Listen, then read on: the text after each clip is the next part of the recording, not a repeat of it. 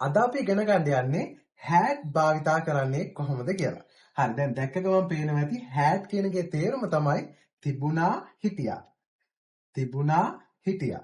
හරි had කියන්නේ එහෙනම් තිබුණා හිටියා. හැබැයි යම්කිසි කෙනෙක්ට යම්කිසි දෙයක් හෝ කෙනෙක් අතීතයෙන් තිබුණා හිටියා. ඒ කියන්නේ පණ තියෙන කෙනෙක් නම් හිටියා, පණ නැති දෙයක් නම් තිබුණා. මම හිතනවා තේරෙන්නේ නැති කියලා. එහෙනම් අපි බලමු වාක්‍යයක් එකකින් කොහොමද හැදෙන්නේ කියලා. එහෙනම් අපි බලමු මට තිබුණා කියලා අපි කොහොමද ඉංග්‍රීසි වලින් කියන්නේ කියලා.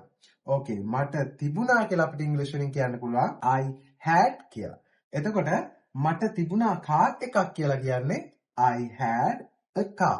ඕකේ අපි කාර් එකක් කියන්න කා ගන්න මෙතන one car කියන්න පුළුවන්. ඒ වුණාට ඔයාලා දන්නවා ඉංග්‍රීසි ලැන්ග්වේජ් එකේ one car කියනකට වඩා කා කියලා කියන්නේ අපි එකක් කියලා කියන්නේ. boy කිව්වොත් එක boy කියන එක. එක පිරිමි ළමෙක්. ඒ වගේ.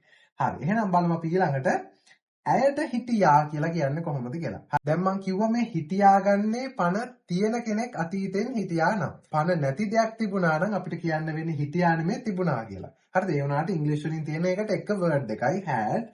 අපිට හැබැයි සිංහලෙන් words දෙකක් තියෙනවා තිබුණා හිටියා කියලා. හැබැයි ඉංග්‍රීසි වලින් එකයි තියෙන්නේ. හරි එහෙනම් අපි බලමු ඇයට හිටියා කියලා කියන්නේ කොහොමද කියලා.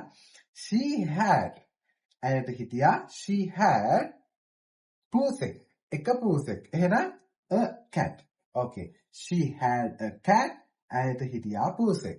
එතකොට I had a car මට තිබුණා කාර් එකක්. දැන් ඔයාලට මේ had භාවිතා කරන හැටි තේරෙන්නේ නැති. එහෙනම් ඔයාලට පුළුවන් මෙන්න මේ තුන්වෙනි වාක්‍ය හරියට හදන්න. ඒ කියන්නේ නිමල් had a meeting.